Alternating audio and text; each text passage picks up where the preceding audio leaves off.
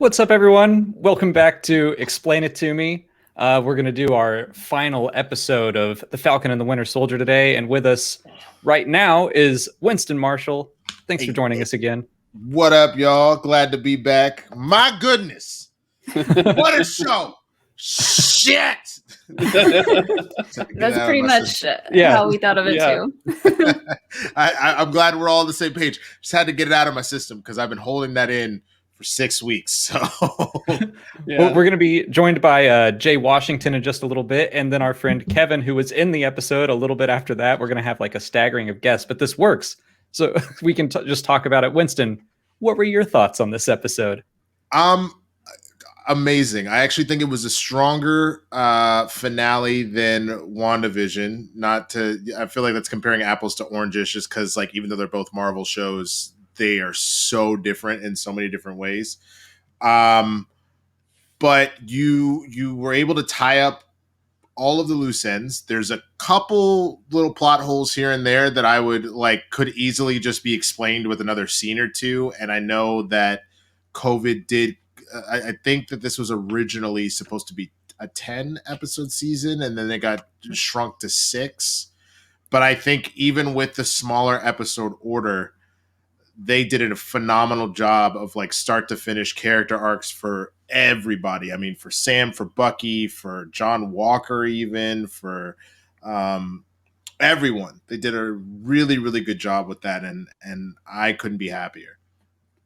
I wouldn't have known that it was supposed to be more episodes if you hadn't said anything. I thought it was very tightly put together. Mm-hmm. I thought it was a great episode, great season. Agreed. Ashton, what did you think of the last episode?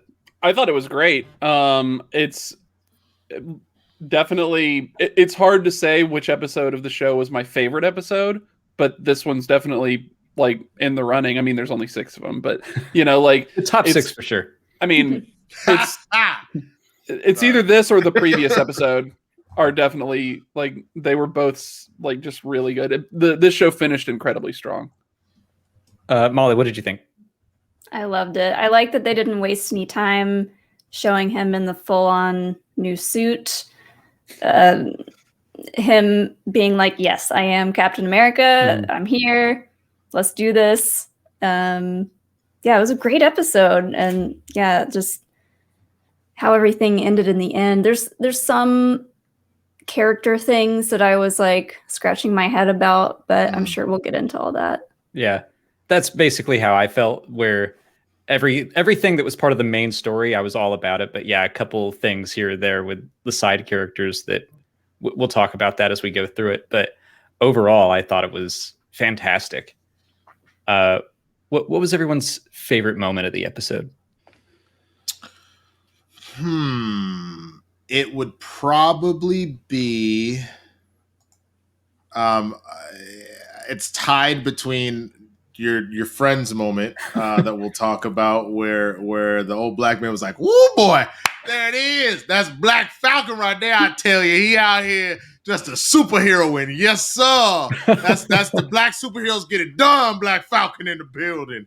And your homie was like, "Nah, that's Captain America." That was a very just moment. And a lot of people are saying it was heavy-handed, but I thought Sam's speech to the GRC, to the senator and the ambassadors and all that, I thought was super, super spot on. Especially when the senator kept being like, you don't understand. And he was like, I'm a black man carrying the stars and stripes. What don't I understand? Because every time I pick this thing up, I know there are millions of people who are going to hate me for it. And just that whole following up with everything that he was saying, and that, the only power I have is I believe we can do better. No super serum, no blonde hair, no blue eyes. And following it up with, we can't demand people to step up if we're not willing to meet them halfway. I think that there were just so many little nuggets in there that summed up what the show was or is. And the state of the world now, of how, if someone who has been, persecuted or put down upon is telling you this is what it is, to listen, and then to not just immediately assume for someone to automatically make full changes to anything they're doing. That if you're asking someone to change, you need to meet them halfway. I thought that these were just amazing lessons that could be applied to not only life but to our society as a whole. That speech was just oh my god, great. Mm-hmm. Yeah, and there was a lot of discussion that I was seeing online of people sort of talking about, and I don't know if we're gonna like do the step by step through the episode, but just to skip to the part you were just talking about, that speech, there were a lot of people online that were saying like, oh, so is Sam like justifying terrorists and stuff? And I don't think that's really the point at all of what they were doing. It was him saying that you need to ask yourself questions about why are they doing what they're doing? Right. And like, you don't have to justify what they do to say that that's worth thinking about, you know? It's the same argument that has been happening with, you know, the Capitol riot back in January. It's the same thing that's happened with Al Qaeda and any number of people that are labeled as thugs, gangsters, terrorists, all that kind of stuff. That doesn't justify their actions. Mm-hmm. Like if you notice, he was going to apprehend Karli and everybody else was trying to kill her. Like he was like, she needs to see justice. Mm-hmm. But why are we creating people doing this in the first place? That's what he's getting at. And I think anybody that's trying to find a problem with that speech will immediately jump to he's justifying terrorism. Yeah, that's not it. It's literally like, why don't we look at to why people are angry and figure out how to solve that and like treat the actual sickness instead of the symptom.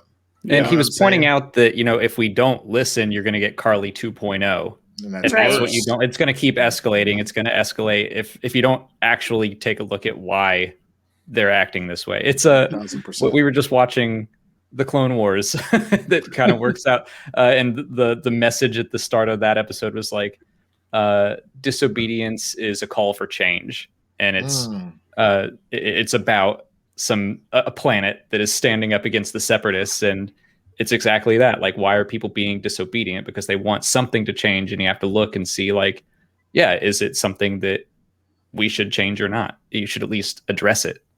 Yeah. And the senator was like, you don't have any idea how hard this is. And he was just like, are you kidding me? You're Seriously. say that to me? Other than the fact that I just saved your ass from a purple alien that wiped out half the fuck Earth, the universe. You gonna tell me, a black man in America, I don't know how hard it is to I thought for half a second, I was like, no, he knows he's Captain America. He can't just throw the shield at old dude's head. But for a second, I thought he was gonna be like, man, shut up. Just like hit him one time. There was a part where I was like, oh, this new Captain America is great. He just says shit on television. The only thing that would have been funnier is definitely like if someone had hit, if he had done the wire thing, the whole she. Yeah. I like that they cut to Walker in that moment as well, when Sam said, like, you think that there aren't going to be a million people that hate me immediately just by putting this on. And that was just something that Walker himself couldn't handle, that like people weren't respecting him just because he put it on. And Sam's over here like, no, people are going to hate me because I put it on. Yeah, I thought the parts with Walker were really interesting too, because it really illustrated that like this guy isn't just like a textbook like tie people to the train tracks villain. Like he's been a piece of shit so far, but at the same time he's been under incredible amounts of pressure and like been in these really terrible situations. Does that justify what he did? No, not at all. But you do get to see kind of like, okay, when he's not in that situation, he's not as big of a piece of shit. I definitely want to talk about Walker more, but our next guest just popped in. Welcome, Kevin Saunders. What's up, Kev? Hey, what's up, big guys? MCU star. Humbly. What's going on, everybody? We're talking about your scene, basically. Yeah. Man, oh, bro, it's kind of crazy. I was telling you, Alex. So, like, I'd been out all morning. Like, so yesterday was my birthday, and then my girlfriend had all this stuff planned for me today. And so, like, at like 7 o'clock in the morning, I'm getting all these text messages. I'm getting like spoilers, and so I'm like, I haven't seen it yet. Oh no, I haven't seen it yet. So I wanted to watch it before I hopped on with you guys today. So you just finished watching it? Just finished watching, yeah. Did you watch this part too? Is it the? Is it- There Yeah. he is, Oh, no, no. older man's friend. Let's go. Older man's Yeah. friend. Oh my goodness! You know what's funny? I actually forgot to look at the credits because I was like, what's happening? I skipped the credits. I'm like, all right, what's happening afterwards? What's the after credits scene? Like, what are they talking about? I completely forgot about that. It's so funny. But how does all that feel? That you're a part of the MCU? Bro, so first off, man, like it's funny because like I had to keep this under wraps for a while, you know. And it's kind of funny because you know you want to tell people so much, and especially when the show's on, you know. And not that I knew a whole bunch, but I heard about the reveal, I heard about the costume, stuff like that. And you know, I had to keep all that to like myself. So like last week, especially, like everyone was like, "What's in the box? What's going on? Where did they give them?" You know, and I'm like, "Well, I think I know what's in the box." You know, to kind of hold that back was cool. And then you know, just the kind of impact was how the episodes, well, really how the season started, but then how the episode started, to then what it kind of transitioned to afterwards. I'm just like, wow, like that was crazy. Like I had a couple people say, like, bro, you do realize like you introduced Sam as like Captain America, right? And I was like, shoot, I never really looked at it like that in the moment. I was like, wow, it's kind of crazy, you know? So yeah. Go, older man's friend. Let's go. You know what I'm saying? Yes. This is why we need to take care of our elderly. You never know how it can help your ass out. That's what yes, sir. Yeah. One world, man. one people. Let's go. So yeah, it was cool, man. It was really cool. It was a fun experience.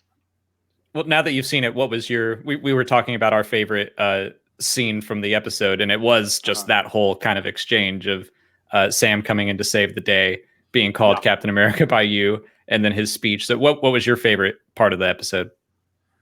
You know, I have to say, and it's not just because I was in it, but I think that whole like montage as well, and like Sam's speech, man, because that, I think it really tied up that whole, like the whole series together, you know. The Falcon and Winter Soldier did a fantastic job with humanizing the superheroes that we've had, you know, over the course of 10 plus years, like 12 years, I guess now. So it was awesome to kind of see that, you know what I'm saying? Like just the humanism, and then, you know, being a black superhero as well, like, talking about like with him in the bank situation and him possibly like losing the house and like all this stuff. And they're like, oh yeah, don't they just pay you guys? And he's like, well, no, we kind of work off, a little charity, like, hey, I scratch your back, help us out a little bit, whatever. And, but he's still a black man in America, so I love that speech because it tied in a lot of what's going on right now, a lot of what has been going on, and just ties it up in a beautiful way that I think that through a superhero show lens is a poetic way of kind of speaking to, the audience of the world in real life and, trying to get everybody to come together. Yeah. Pretty perfect. Yeah. When you talk about humanizing the superheroes, one part that I noticed that I really liked was when he's flying kind of alongside the helicopter and he's having Red Wing scan all the people, and he like contacts that lady and is like, hey, I heard a little birdie told me you knew how to fly. And so like between like him helping her, like she was able to save herself and all those people. And I was like, that's just something you don't see very often with superheroes. They're usually the ones to come in, swoop in and save the day. But he was like working with the people to help them save themselves. So I thought that was cool. Mm-hmm. That the funny thing is, that's not even my favorite part of that sequence. My favorite part is when the dude hit him with the helicopter, knocked him in the water, and he said, boy, you just earned this ass whooping. I was like, that is what a black Captain America sounds like, yo. That's exactly, because like Cap would be like, ugh, I could do this all day. And I'm like, yeah, but a black dude would be like, look, he's not gonna straight out swear because he's still Cap. Like he's supposed to be a role model, but if you got an ass whooping coming, he gonna let you know. He'll let you know. Yeah. Yeah. Well, what did everyone think about Walker? Because he kind of plays a part in that scene as well. And Walker was someone that I was like kind of going back and forth on in this episode, where I guess I was surprised that he got a level of redemption where Karli didn't. I don't know.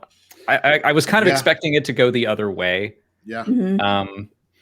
And I don't know. I'm 50-50 on this because I kind of wanted to see them kick his ass again. But I did kind of like seeing him make that decision of like, no, this isn't about me. There are lives to save. And I mean, I guess that's consistent with the comics from what you guys have told me in the past, is that he's not a bad guy, but he's just not very good either. Yeah. I kind of feel like we got to see him become a much more like we got to see much more of his character in this episode than we have so far. Because so far we've seen John Walker trying to be Captain America. And then when he finally does just like drop the shield and grabs the truck and starts trying to save the people, that's him finally not trying to be Captain America anymore. He's just John Walker doing what he can at that point. And he's still kind of a jerk, you know, like we know that he's just naturally kind of a jerk, but he's not trying to be someone he isn't anymore. And that was like a big problem for him up until this point, not to mention the like, you know, roid rage super soldier serum exacerbating everything. But I'm like trying to think of like a good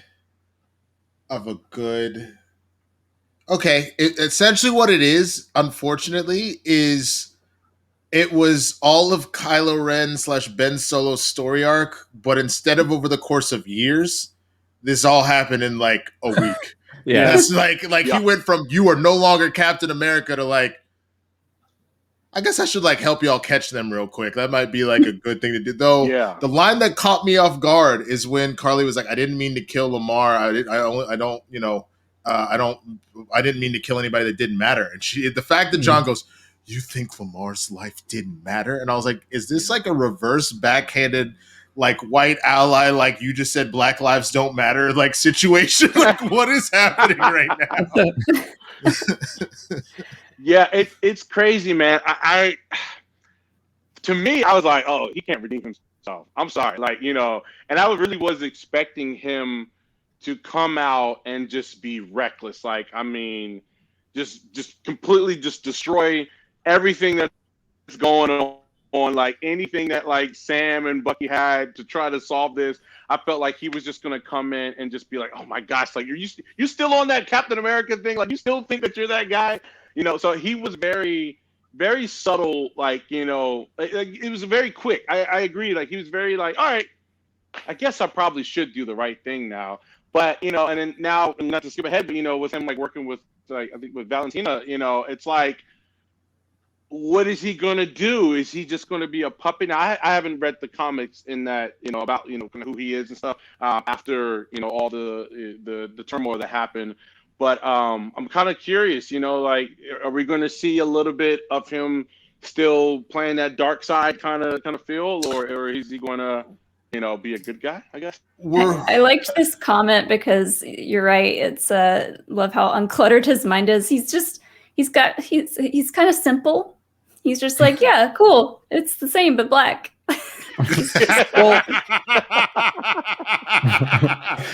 Well, and I think that that's like you were saying, did he like redeem himself? And I don't think that he necessarily redeemed himself, because up until this point, we've seen him trying to be Captain America, and him redeeming himself really would be him actually being worthy of being Captain America, and he's still not. Well, it's like he moved the bar, like he pulled the bar down where he's like, okay, I'm not trying to be Captain America anymore. I'm just trying to be John Walker. I can clear this hurdle. Well, no. I think that there's a redemption there for sure. I think because there was that massive moment where do I continue on my bloodlust and go for revenge against Karli, or do I save this van full of people as I'm supposed to, as I was when I was Captain America, when I was a hero? And in my mind, even though we didn't hear it, what I like to imagine what was going through his head, because there's a moment where you see he's getting that kind of flashback PTSD, like loud echoey noise. My thought process is he hears Lamar in his head saying, but see, you always made the right decision in battle. And that, to me, I think was that moment where he was like, what actually honors Lamar's memory? Is it killing the woman that killed him? or is it saving these people? And I think it gets a further amplification when he's the one that shows up in front of them before Bucky, and he goes, mercy is more, bears a richer fruit than revenge. Or than strict justice, excuse me. Does this absolve him? Hell no. He murdered somebody on national an unarmed, like, surrendering combatant on God knows how many different social media and national news outlets, right? Yeah. But I think this shows us when we were so quick in that moment, and rightfully so, to fully write him off and be like, nope, you've gone off the deep end, you're the devil. We kind of see that there is areas of gray, and I do think it sets us up for a Thunderbolts and or Dark Avengers, which we've clearly had our hat tipped that the Young Avengers are coming with all these young additions that we've been either told about or seen, but we are also seeing these villains stack up. So the fact that, like, Agatha's kind of chilling around, sort of. The fact that, like, John Walker now is working as U.S. agent with Val, and Sharon is the power broker fully. We know that for a fact. Like, that's in works. General Thunderbolt Ross is still around there somewhere. You could turn to Red Hulk at any fucking moment. I never asked. Can I swear on this? I keep forgetting. That's fine. That's all fine. right, because I've done it like 20 times already. I would have yelled at you. Along with Zemo. Zemo is still alive. He's just on the raft. He didn't get killed. Zemo has multiple times been a leader of the Thunderbolts. And or the Masters of doing Evil. his dirty work now. And at the same time, he seems to be like masterminding stuff from inside too. It's funny, when I saw the old man, I forgot he was the butler at first, so I was like writing down questions to ask, and I was like, "Who's the old man?" And then it just dawned on me. I was like, "Oh yeah, that's his butler. We saw him." Yeah. I did the same thing. It kind of baffled me though, because like I thought the Wakandians, I guess you would call it the Wakandians. I thought they took him to Wakanda. I didn't know that they I thought so too. On the maximum security. She said that in the episode where I guess last episode when they took Zemo, they said we'll take him to the raft, and that's where he'll live out the rest of his days. So yeah, that's the big super villain prison in the middle of the ocean that nobody can really access without, being very clearly seen coming in. I think what I think what I was surprised by and maybe a little bummed about is that so Bucky was kind of proving to Zemo in the last episode that, like, the super soldier serum, like, you can come back from being radicalized, and, like, I'm not going to kill you. You'll go to the raft. And then we get a little bit of redemption for Walker. And I'm bummed that Karli didn't really get that. I agree. And instead that she was murdered by someone who has this secret. She was murdered by the power broker, and no one knows that she's the power broker. And I mean, I guess they wanted it to be kind of like this tragedy, but I'm like, oh, that sucks for the character, though. I think she had to kill her. Like, she killed that guy, and then she killed Karli because she was like, nobody can know. The less people that know who I am, know what I look like, the better. Oh, I understand Sharon's motivations. Right. I'm just bummed for the character of Karli. I agree, especially because like he said, she was a misguided teenager. That was you would hope for the happy ending of her being on the other side of it. But I think that there's also something to be said of, like, as he said in his speech, if you do not make the right decisions about how you handle this, there are going to be more misguided teenagers that end up dead. You know what I'm saying? That's essentially what that's kind of getting at. So I think, while I loved what Aaron did, and I would love to have continued to see Karli throughout the MCU, I think it was one of those things that narratively it also made the most sense to really drive home the fact that, like, this wasn't somebody that's, like, evil and hell-bent on world domination. This is someone who's been displaced and is fighting for her people, and she's doing this because the other part of the speech, he's like, when you make these decisions, is it more people that look like you that are in there, or that the people that you're affecting that are in that room? You know what I mean? I think that you needed that. If they were just all captured, I don't think it drills home as much versus him flying in with the body of a teenager, like a dead teenager, be like, this is your big terrorist. Like, this didn't have to happen, Mm-hmm. Yeah. That's a good point. Do we want to talk about what we think about Sharon and, like, her whole character arc? Yeah, it's a good segue into that.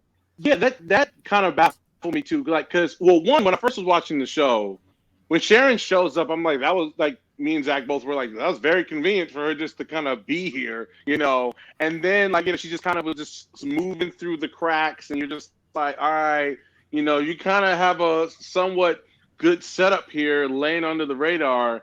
And then, you know, when you see like the phone call of, I think it was like last episode when she's on the phone call with somebody, you think, all right, what is Sharon doing? Like, what she got in the mix? So then when Sam says, hey, I got a friend there, and she goes, hey, I'm like, oh, okay, that's what it was. She was talking to Sam. Oh, Sharon's good. She's all right. And then, you know, you start to see it unfold more. I'm like, Sharon, girl, like every time I'm just giving you a pass, there's always something. So I did not see that coming per se. I thought it was just convenience at first.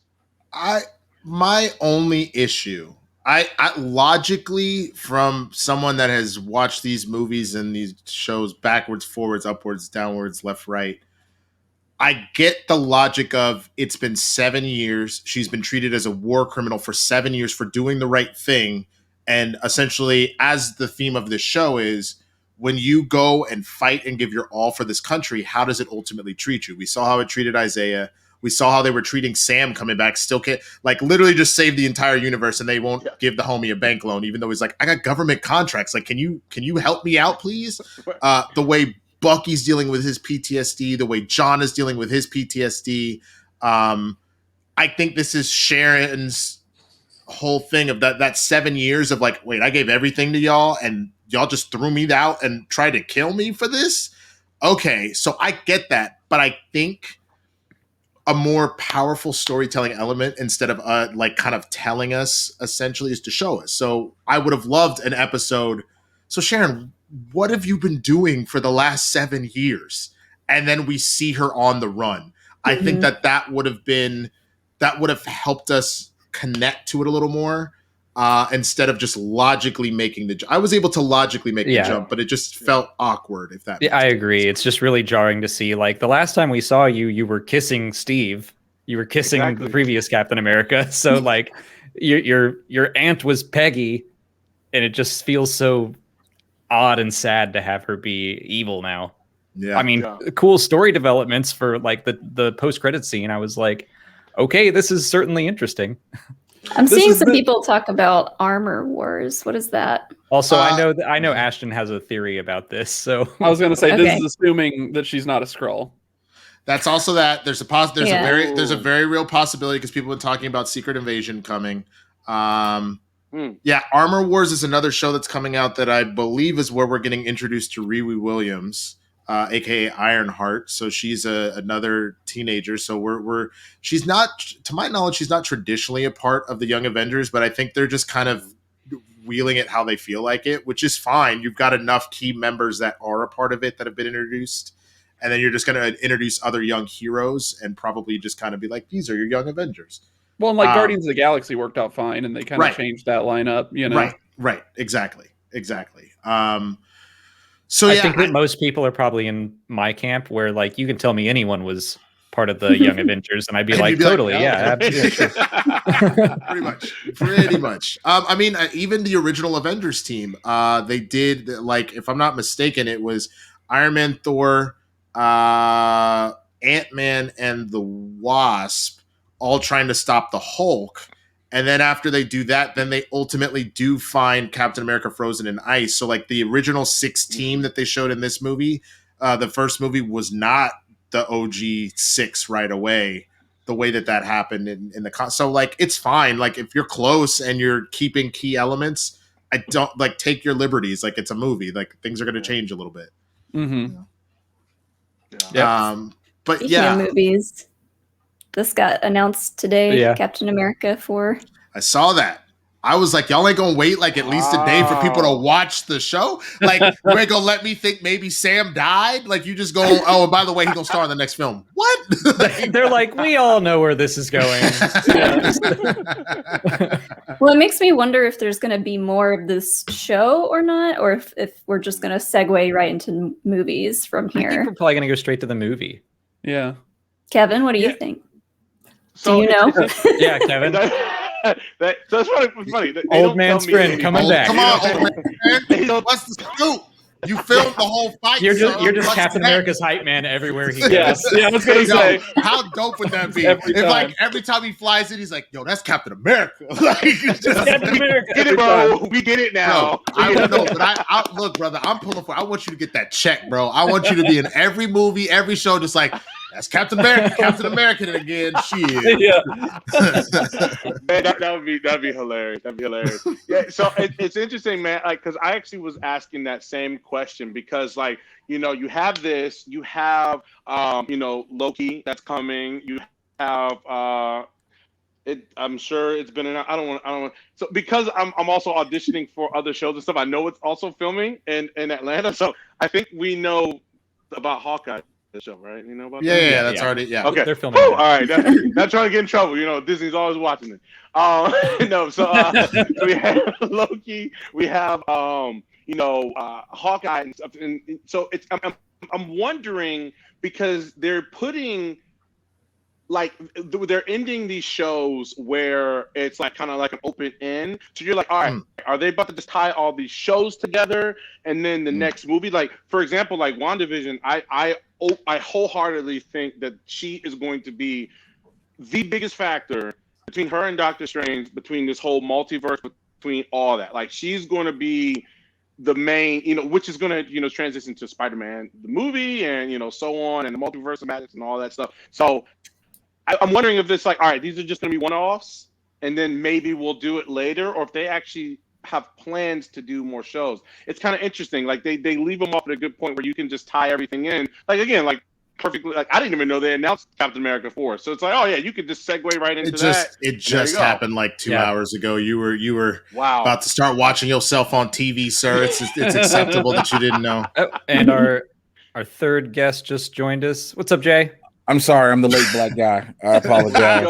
Also, you were doing Rotten Tomatoes. It's all good, sir. Your name? What's this? Let me tell you something. There's no reason John. Look. I don't care. I know I probably missed the majority of the conversation, but there's no reason John Walker should have been walking the streets. He is a war criminal, bro. He is a war criminal. You are no longer Captain America. We strip you of your title. You are dismissed, sir. This man went in his garage and took some aluminum siding off the side of the house, made a shield. Bro, so did nobody repossess the suit? They was just like, don't do it no more. He goes outside. They beat first of all, I don't know who he thought he was gonna run up on because he saw this and they beat the brakes off his ass. Bro, it looked like. Do you remember that? Do you remember that? God, what was that? That documentary? It's the Vice documentary about people getting jumped into gangs. And like, they whooped him like he was. And then all of a sudden, it's like, all right, get him. And it's just everybody just wilding on him at the same time. It's like no, we do a segment on our Blurs in the Hood show called "Ode to Karens." It's like the Chad we showed yesterday, the dude from the music part, where this dude was pushed his black chick, and then she whooped his ass, and 82 people from the neighborhood just came and whooped everyone. Right. That's what happened to John Walker. It was should have whooped it. Nobody gonna sit here and say John Walker. How you gonna redeem this man? You mean to tell me Lamar's life didn't matter? Your life doesn't matter. You should be locked up. I'm sorry. You didn't have the same response that I did. I was like, did John Walker just say Black Lives Matter? I know I did too. I was like, wait, you went crazy and woke at the same time? COVID really happening? Because that's what the reason. I was like, this is a lot. Like, you mean to tell me Lamar's life didn't matter? Wait, you the reason he dead? Like, how did nobody tell? Like, again, remember at the beginning of the last episode, he's sitting in the warehouse like, he told me I should have waited. He told me I should have waited. Yeah, his life would have mattered if your dumb ass would have said, I'm sorry. Oh, man. Oh, good Lord. I thought I was turned up to 11. Never mind. I'm at a measly 2 out here. It kind of worked. We were staggering. Winston was here, and then Kevin came a little late, and then Jay came a little late. We're just staggering. I'm sorry, coming on. You know who this is, though, right? You know who this is, though, right? Yeah, that's Captain America. Yo, this the homie that's Captain This is America. older man's friend, son. I know it is. That's older man's friend, right? I am starstruck. No, but you missed it. You missed it because we were like, yo, Disney needs to run that check. He needs to be in every Captain America thing from now on. Be like, there go Captain America, and again, let's go. No, because everybody need to be the pair of them. It need to be the old black dude. Look at the Black Falcon. No, that's Captain. I told you, man, it's Captain America. Whatever, your boy, what's his name? Falcon. Yes. Is he black? Yes, he the Black Falcon. Well, you see the star on his chest. The Falcon ain't had no star on his chest. The boy Captain America got. And it goes on for just 15 minutes in the movie. I would watch it's its own show. That's the best post-credit scene ever. The end of Captain America 4 is the two of y'all just arguing about what is he called. And then he walks by and he's like, gentlemen, they're like, Cap, Falcon, Black Falcon. Like, and that's it. Like, it's amazing. Sam just it's all kind of a callback to when he goes to see Isaiah for the first time and they're in the black neighborhood and the kid calls him Black Falcon and he's like, really? Do I call you Black Boy? Do I call you Black Kid? Do I call you Black Kid? That was great. That's hilarious. Actually, I have a question for Kevin. So when you get a role like this and you say you're auditioning for more, do they want you to play a consistent character, or is there flexibility for you to do whatever? So I'll tell you a little bit to that. So typically, if so you have what are called co-star roles, and co-stars are one and done. So they could be a couple lines here and there, or however. Guest star roles will kind of be that person will have a little bit more precedence, maybe the episode's about them. Then you have guest star recurring roles, right? And guest star recurrings are okay, that person is a vital part of the show, kind of, but he's not a series regular, but he's in and out. So this one was a co-star role. So it's kind of funny. So I'll tell you a little bit of how this happened, it was a blessing. I'm telling you, God was looking out for your boy. So if y'all remember episode 1, when Sam goes back to New Orleans, I guess he's in Louisiana, those people that were on the docks, my first audition and my only audition was for one of those dudes, right? Oh, yep. So what happened was I didn't get it, right? I didn't get the part. I was bummed because I didn't get any other auditions for the show. So I'm like, dang, COVID hit, right? And I'm telling you, which was crazy. So COVID hit and, filming shut down everywhere. LA, New York, everywhere. Everything was just shut down, right? So they were pretty much done with the show. Because they had started at the around, I guess, September, October of 2019, and they filmed up until about March of 2020, and then COVID hit. I mean, they were pretty much almost done. Well, what do you do when you have all those months off, right? Editors can edit from home or however, so they're looking at stuff. Producers are looking over things. So what happened was they wrote in new scenes to kind of amplify the show. So that scene was not originally in the show. So I get a call from my agent. She's like, well, I get a text from her and I'm sitting there. This was crazy. So this was in September of 2020. All right. So filming slowly kind of coming back up, but it's not how it is. And then, so I get a text. She's like, yeah, hey, they're wanting you for a part and Captain America and Winter Soldier, and they have a couple of roles that they want you to possibly do, and so I'm looking at it, I'm like, hold on, I just woke up, I'm like, wait a second, what? So I'm like, she's like, are you available? I'm like, yeah, I'm not doing yes. Literally, bro, I'm imagining you at the altar being like, are you busy?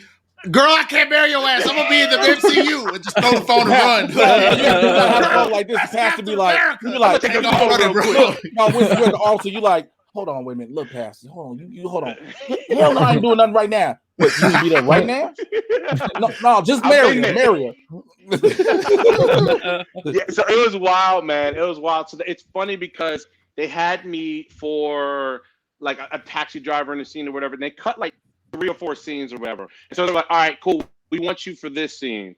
And so they had me, and then I looked at the line, and I'm going to tell y'all, I saw the line. I was like, oh, this if I'm going to have a line, this is a pretty dope line to have. But I didn't really realize the impact until, kind of after I started watching the show. And then Zach, as you know, a couple of you guys know Zach, of course. He was like, you do realize. Yeah, I should say that. This line is right, and I was like, yeah, So another fun fact too, people think Mackie was so get this. So I was supposed to film one day. Then it was raining and stuff like that, so they had to push filming the next week, right? I'm like, all right, cool. So they're like, all right, I'm looking at the call sheet, looking at it. I'm like, oh man, my scene's gonna be with Mackie. That's so awesome. Gave him the night off. Was not even there. Was not even there that day. So, but I mean, your acting said otherwise, sir. Yeah. I was like, he actually saw Captain America. That was. Did they have a stand-in or like the suit on a dummy that you got to react to? I looked. So that area where Bucky was fighting at, like kind of in that little like open like quarry kind of space down there. Basically, I was looking down there in open space, and they were like, the director was like, all right, so. What's gonna happen is this is the big reveal. He has a new suit. She just kind of grace passing. So I was like, okay, new suit. I was like, what new suit? So I didn't have time to really think about it. I was just like, okay, all right, new suit. And so she's like, and this is gonna happen. And it's the big reveal. Boom. So they shot it a couple ways. They actually had one that was like a close up, like camera was like right here, and they had a couple of different ways. And then they went with the wide. And I mean, it was cool, bro. I did see Sebastian Stan. Sebastian Stan was there. He was doing that stunt scene where he was fighting, and then the claw grab, whenever he fell over. So he was doing, he had a stunt double, but he also was there for a couple of scenes, and it was cool, man. It was like, and let me tell you something, they definitely don't spare any expense on Disney Marvel set. I will tell you that. I'm like, how much craft service and stuff? Here's the real question. Winston is an actor. I'm an actor. Molly, I believe you do some stuff too. How much craft services did you take home is the question. Why are you being disrespectful, Jay? Because it's the realest question you ask on the set, bro. Let's keep it 100. We all have been like, hey, bro, I can keep all these fruit snacks. Like we just seen bars like, hey, bro, this is gonna be my late night snack.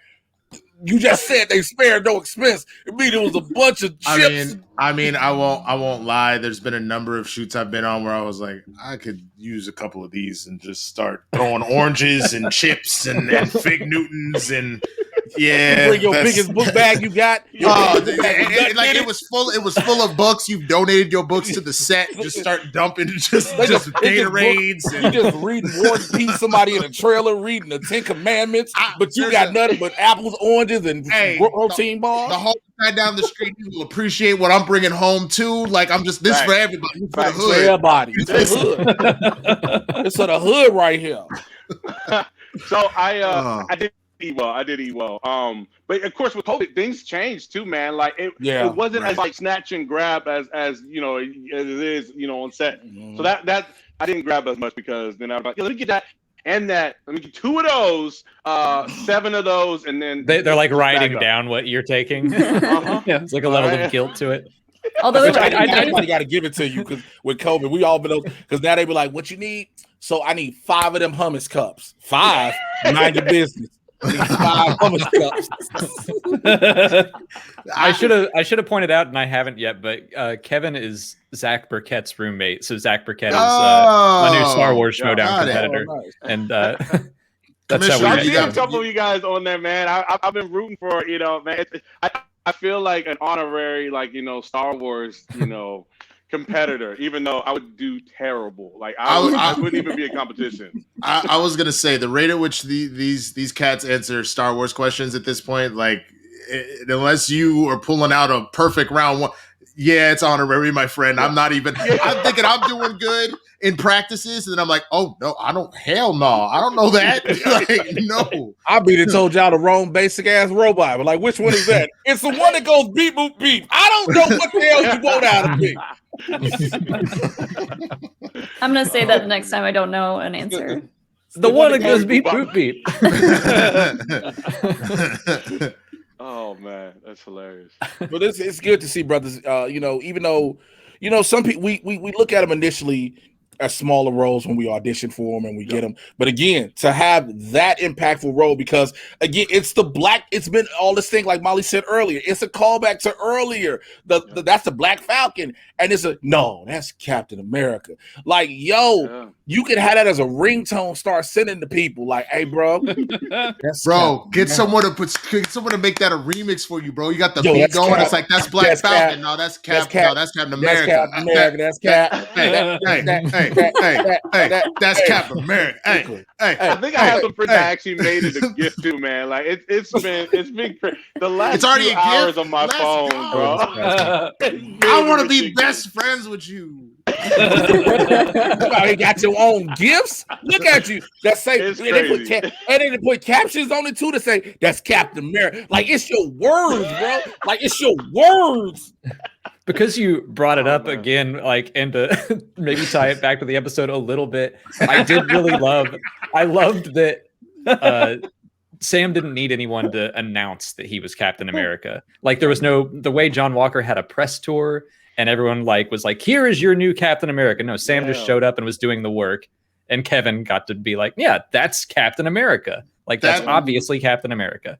That to me is the biggest thing. He did the work as Cap to earn it. He took more of a Steve route than John did in the sense that yes, Steve was on those press tours, the USO tours and whatnot. But when people started actually putting respect on his name is when he was like, let me just go and save these people out of a POW camp. And that did it. Now, mind you, there was a lot of talks about how Isaiah did the exact same thing and they put his black ass in jail. That's a whole other deeper conversation that I don't think we have enough time to really get into about. But Sam did. You're exactly right. Immediately throws the shield in, saves a bunch of people in the GERC, and then continues to save them. And then people are like, "Yep, I see it." Yeah, yes. It's not my show. I can't acknowledge it. I was just going to let you do it. Yes, Jay? Well, we know this is a Disney show. Let's make sure I say that. Because in real life, you know what Kevin's real line would have been? He'd have been, the old guy, that's Black Falcon. No, that's that. And you'd be like, oh! Right. No, that's not Captain America. That's not Captain America. That's my Cap. That's what I'm talking about. He'd have been on charge. He'd have been like, hey, bro, calm down. Like, hell no. And then dropped his phone 30 stories. Like, oh, shit. Yo, essentially, what would have actually happened is his line would have been like, nah, that's Captain America. The old man would have been like, whoo, that white boy is getting his ass whooped. And then Kevin would have been like, world star. World star. Hey, Cap whooping his ass, y'all. Look at his ass. No. Jay, I mean, when John was getting his ass whooped by all the flag when they all jumped him in, I'm saying the old man would have been like, that white boy getting his ass whooped. Look at his ass whooped. Look, hey, the little mixed girl whooping his ass. That's the mixed girl right there. Isn't that white boy that murdered that other white boy on the TV, on the Twitters? That white boy out there that they say Captain America. He put the blood on the shield. Nah, man, they whooped his ass. About the white privilege in America. They left this white Captain America to kill somebody. I'll tell you something. Curtis, let me tell you something right now, Curtis. If that young man had been a black young man, they would have shot him on the spot. Or let me tell you something. He wouldn't have got to walk. They wouldn't have walked out the jail like that. They gave that man. That man didn't even get he didn't even get a bond. Okay. No sir. They would have arrested him. They didn't get his ass in custody. They supposed to repossess a stoop. How do you not repossess a stoop? Well, okay? What's interesting? I heard they have a prison. It's called I think it's called the Yacht. They would have sent his ass to the Yacht. It's the slip and slide. It's a slip and slide. Yes, the slip and slide. You're right. They put him in the slide. They would have put him in the slip and slide. You bump and tape and die. That's what they say it is. You know what I am reminded of right now? I feel like Jay and Winston are the Black Statler and Waldorf. You know, the Muppets, the old man Muppets.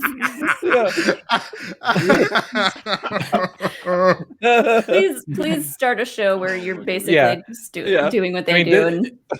Don't tempt me, please. Don't tempt me. You should. Just hanging out on a balcony somewhere off to the side. Just watching all type of ass whoopers on the street from a balcony. Yeah. God damn. You see that cocaine? You doing all the cocaine. That's the new cocaine you're doing. Bro, we should, oh my God.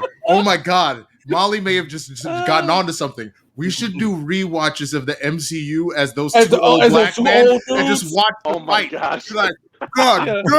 That robot hit the food on his ass. You're you the see that? peacock.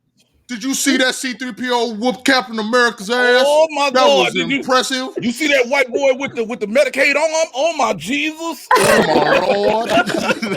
Oh my God! With the Medicaid on. What is Gromus doing out there, giving the business to all them Wakandans?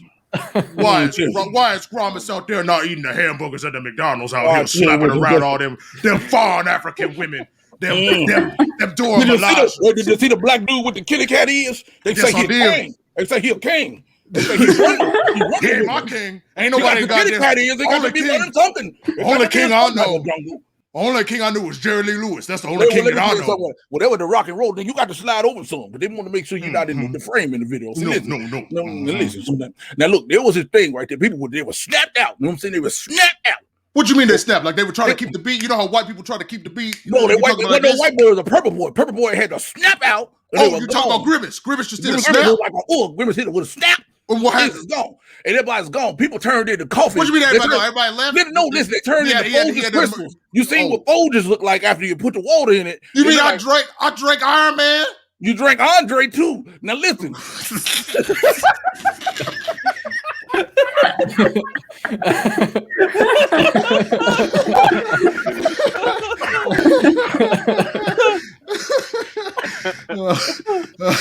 Oh my God. I was just going to let you guys keep going as long as you could. That show needs to happen. We definitely Grimace. Well, I guess we have to have a talk after this, Jay. Winston was like, we don't have time to talk about Isaiah, but we do have plenty of time to do it. I did want to ask you about Isaiah though, because he had a nice scene at the end, and if you want to talk about the last episode too, I'd love to. I mean, I'm one of the. I don't know if I talked to y'all about this on the show when I was on here last time. It watching this was a little bit even weirder for me, just because of the guy who's playing Isaiah, Carl Lumley. That's my uncle. And so like it's surreal to like see him every time he's on screen, which he's on screen a lot, but specifically in this and how well he knocked it out of the park. I genuinely would not be surprised if he randomly gets nominated for since they're doing this under drama TV series and not limited series, I would not be surprised if he maybe gets like a supporting actor nomination for his performance. But I think the big thing that we were really looking at here, if you look at Isaiah, Sam, and Karli, I think what you were looking at are three people of color, specifically Black, because Karli, I can never tell. She's clearly something. You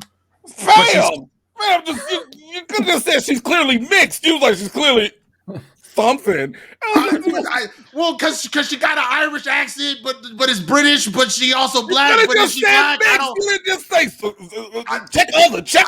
That's what you did. Look, man. After all that improv, I'm emotionally drained. My brain is running on fumes. I'm doing the best I can. My point is, you're looking at an old radical, you're looking at a current radical, and you're looking at a new one, and this idea of how all their ideologies are changed based off of their experience.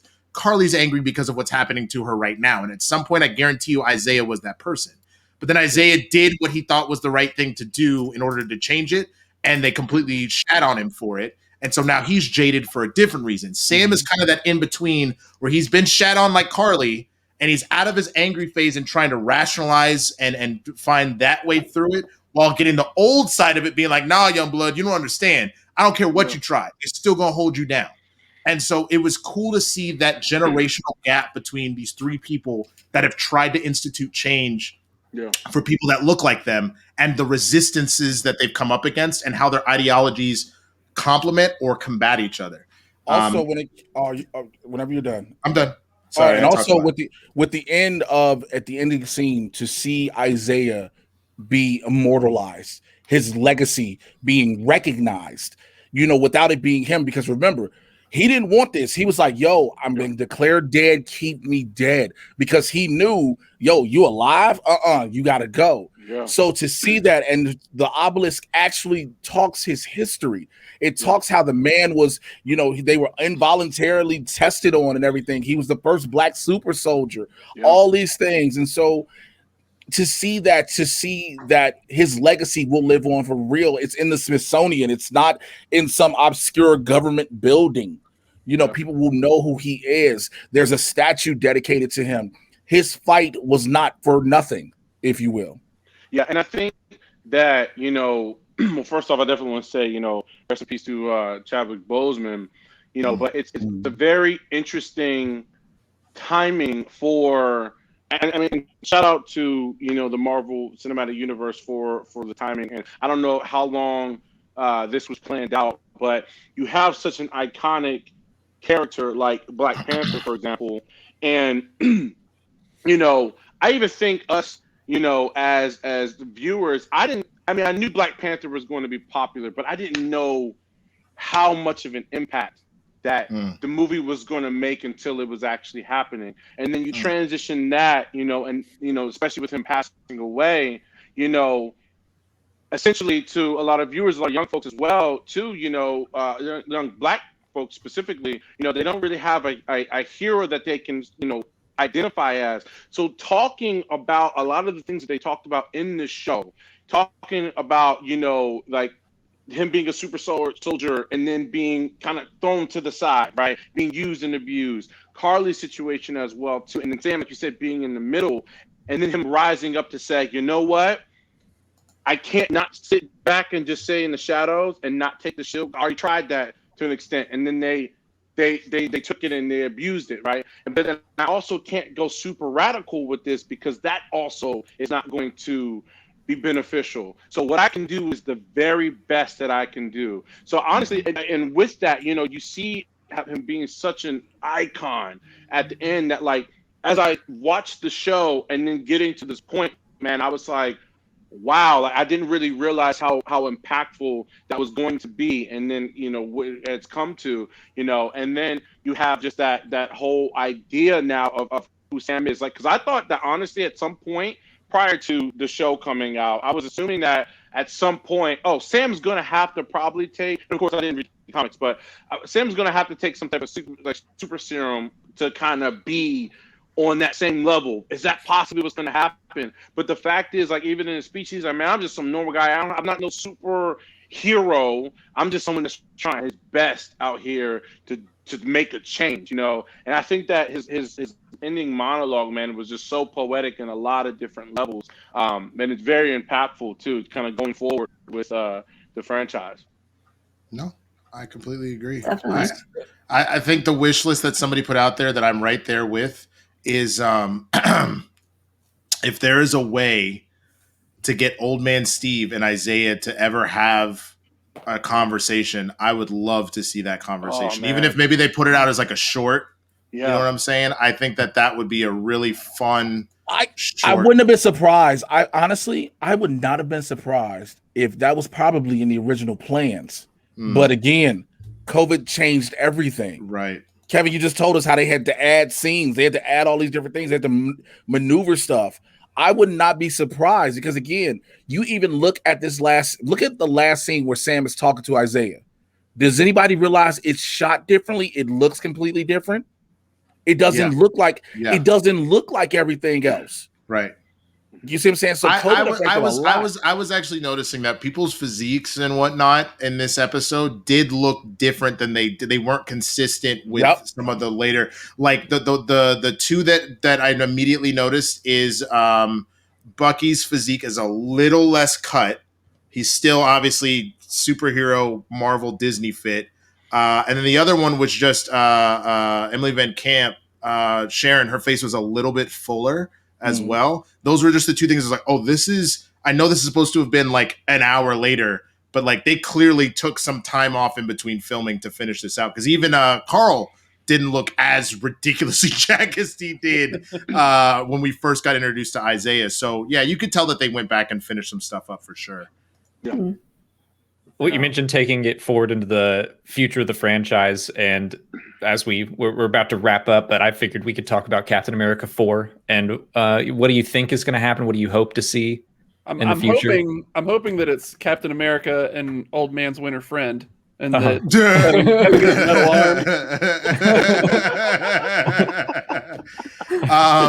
I mean, I'm I'm assuming we'll still get some of the pushback that Sam gets. I hope that we've kind of addressed it for the most part in the show, and that doesn't become a focal point. It really is him now that he is Cap, what that looks like. I'm really curious to see how that goes, and I hope that Bucky has like a. What I really want in the movie is for Bucky and Sarah to let their romance blossom. That's what I want to see. Yes. How dare you? How dare you? What are you talking about? You're not gonna let him Wakandan grip that chocolate goddess. Sir, she wants to be apparently Wakandan gripped. That chocolate goddess wants some whipped cream. What is your problem? With that left hand? With just the Bro, left hand? she out here being like, Take it off and just.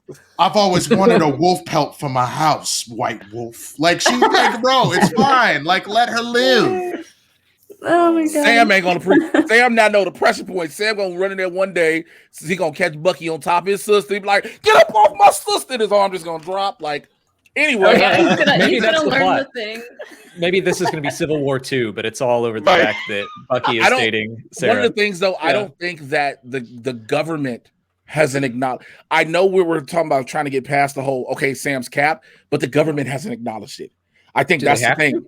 Yes. Because somebody said something in this episode too, where there was something about like the government, Captain America. When did the government make you Captain America? When the government make you Captain America, right? He doesn't. He just took the shield, put the new suit on, and was like, "I'm Captain America."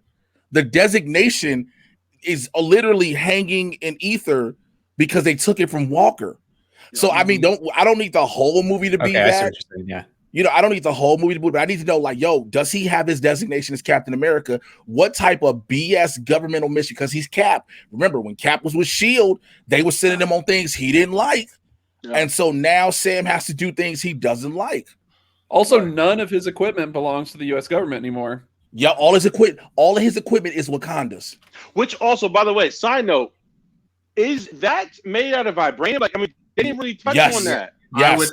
They don't. I mean, from the standpoint that they don't necessarily not put vibranium and everything. It's the only thing that which would have been interesting. I mean, she could have headshotted him clearly, but I was literally thinking, right?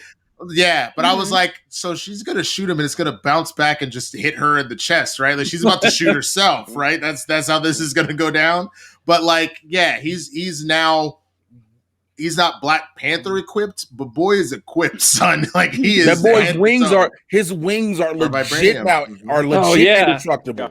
Yeah. I loved how the wings, like the way that the wings were designed on the new suit, almost looks more like an eagle or something too, which just really fit the whole like Captain America thing. Well, if you're telling telling an African nation, we need a Captain America suit. What is the bird for America? Is it a falcon? No, it is an eagle. How is the eagle's wing go? That is what the wings on these suits will do. And that is exactly Bring your ass. Why are you being a fool out here on this camera? I'm telling you what they said about the wings on the suit. No, bring your ass. Bring your ass. My ass is here. Listen, I tell you about the wings on the suit. They say, oh, like that's what they do. I think that's exactly the conversation when making the suit. They had while they were designing this. That's what Shuri said. Also, the fact that the design for that suit was also straight out of the comics, which was super cool. Oh, was it? Yes, it's exactly out of the suit. Yes, cool. Yeah, it was great. Yeah, I thought the headpiece was, I guess that is straight from the comics, but it was like the top was missing, but he had like little ear holes. No, that's how it is. I'll have to get used to it. I mean, it was not only that. I mean, like y'all don't realize you're not gonna mess up those fresh waves he's been working on this entire time. You know what I'm saying? You're right. Like you know what? Every day he was out here like, see, I'm a bad. It came with a cap, but he cut it off. Allow me to say this to Aston, Molly, Alex, and every other non-black person. What you're trying to say is you're gonna see Captain America in a do-rag flying around. Oh shit! Hold on. I'm imagining during briefings, he just out here just brushing that waist like. Ooh. He around here. He got his own phone. He like, ooh. They're like, Cap, can you have the briefing? I hear you. Yeah. Hold on. He pulls out a sidekick. What you doing, girl? I hear you. All right, you see them. You see the way. You seasick from the wave. Yo, oh no! Someone said Jerry Curl. Oh no! What if he comes in with Soul Glow during the fourth movie? That's gonna jam up the mechanisms. All of a sudden, both Red Wings are just gonna fall over, just malfunctioning, covered in grease. Just right. Wakanda equipment ain't built for that. Ain't built for Soul Glow. That's how you stop vibranium. Soul Glow. Well, that's the thing. Wakanda and Zamunda, they essentially the same country. Just one had a magical metal involved. Like, you know what I'm saying? Like maybe it works. Maybe they run on Soul What Glow. are you saying is the export of Zamunda is not this metal. It is not our exports in clothing. It is not our fruits and vegetables. It is this magical liquid that when applied to the black man's head, it waves all of the greasiness together. No. You know that Zamunda didn't invent Soul Glow, right? That is the way that you have said it. You are just saying they have it, and they have a fountain of Soul Glow. You go and drink it from the rivers. Oh my God! Coming to America explained soon. Which fun fact for the folks watching. Black Panther was filmed in Atlanta, and then Coming to America 2 was also filmed in Atlanta. So talk about Chocolate City. That's what I'm saying. I was about to say, were you in there being like, yo, that's Prince Akeem. He king now. They put you in one of them the fancy ass Zamunda wedding guest outfits like you had on the Kente Club and was I'm trying to tell you, the old man was like, yeah, that's my boy. That's Prince Akeem. He was in the barbershop. He's like, no, that's King Akeem. That's King Akeem. That's the king of Zamunda. Oh my goodness! Oh man, there are worse things to be typecast. You know what I'm saying? Look, I'm okay, bro. If you and that gentleman, if y'all get cast from now on and everything, where y'all just do that, I would watch every movie y'all were in. That sounds hilarious. I'm in a McDonald's commercial from almost 7 years ago that Winston still plays the one clip of me going, "This is some serious chicken," which I regret. I understand. I said that black people back. I get it. I was said.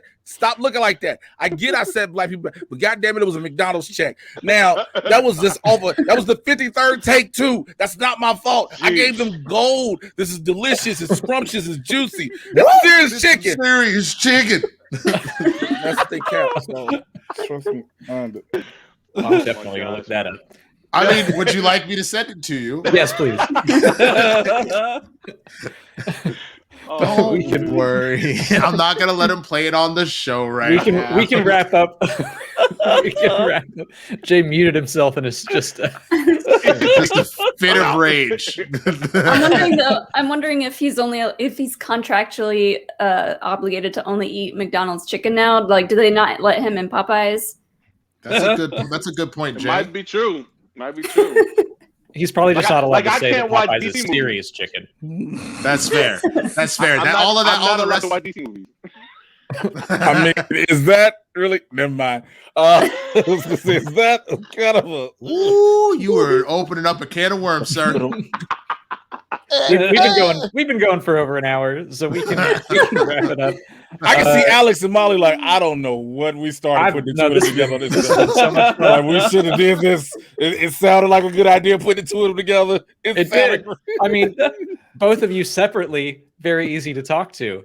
Both of you together, it was mostly just like, this is fun to listen to. It was a blast. It was a blast. Well, Jay and Winston, where can everyone find you guys online? Where can they watch your upcoming Waldorf and Statler special? So you can find me at the Swaggy Blurred, TheSwaggyBlerd. That's on Twitter, Instagram, all the stuff. And then Jay and we do a show every Tuesday and Thursday called Blurds in the Hood. Every 2 p.m. Pacific, and if you enjoyed even half of what the two of us were doing, it's an entire show of that. So, but now apparently, because Molly is a genius, we're probably going to put together some sort of old black man covers the MCU something. We'll figure it out. I just sent y'all the video on Twitter if you want to watch it after the show's over. But But yeah, just follow me there, Twitter and Instagram at the Swaggy Blurred, and come follow us on Blurds in the Hood. And then every Friday I do a show called the Inner Geekdom Show on the Schmodown Entertainment Network, where I break stuff down. I did a full spoiler review today with Dan Merle, and I continue to cover other nerdy topics. So we'll probably talk Invincible. We'll talk Loki when it drops. We might talk some Bad Batch, like a lot of stuff to get into. So definitely come and hang out. Cool. Oh, Great. okay. That would mean I'm up. Twitter, Instagram, and Mr. J Washington, MRJAY. You should know how to spell Washington. I'm not going to spell it for you. You should just know how to spell that. The Mad Titan podcast, where I get you caught up on everything happening in the Marvel and DC live action cinematic universes, is Barbershop Talk for Nerds. Me and the light skinned dude with the hair, like he said, Tuesday and Thursday. That's about it. What? Don't look at me like that. You're the light skinned dude with the hair. I'm not looking at you. I'm watching the commercial. Me and the ignorant I guess bastard I technically am watching you, but not this you. This you. Kevin, do you have any projects you're allowed to talk about coming up? And where can people follow you online? Any projects coming up? I did some filming I can't talk about yet, but we are working on our own personal projects. We're working on pitch right now for a feature. But I would tell you, for anybody who wants to follow me, they can follow me on Instagram and Twitter. I'm not really on my Twitter as much, but Instagram and Twitter are Kevo, Kevo _ the actor. Very straightforward. Again, Kevo _ the actor. And then also follow other Instagram account, Just Some Film Guys. We're a podcast, talk about all sorts of different film theories, different film things, everything film related. Talk about like Marvel and everything on there. So it's really cool. Yeah. Great. Ashton? I'm on Twitch at Yeti Boatman, playing games on Tuesdays and Wednesdays. That's pretty much it. I do have Twitter and stuff, but I don't really use it. Wise, honestly. Molly? At Molly Damon on Twitter and Twitch. And you can catch me on Star Wars Explained with Alex. And also, if you're into the Schmodown, you can catch me over on A Certain Point of View. Yep, you can follow us on Star Wars Explained, and I've got, I think, 2 Schmodown matches coming up in the next few weeks. We're going to be taking kind of a break from Explain It to Me. We'll be doing Mortal Kombat next Tuesday, but there's no new MCU shows coming out, so we'll be covering Loki when that starts up, but soon we'll be talking about the Bad Batch, and we'll be doing that on Star Wars Explained. But yeah, that's it for us. Thank you so much, Jay and Kevin and Winston, for joining us again. Of course. And, Thank you. We'll see you all next time. Awesome. Take care. Thank you.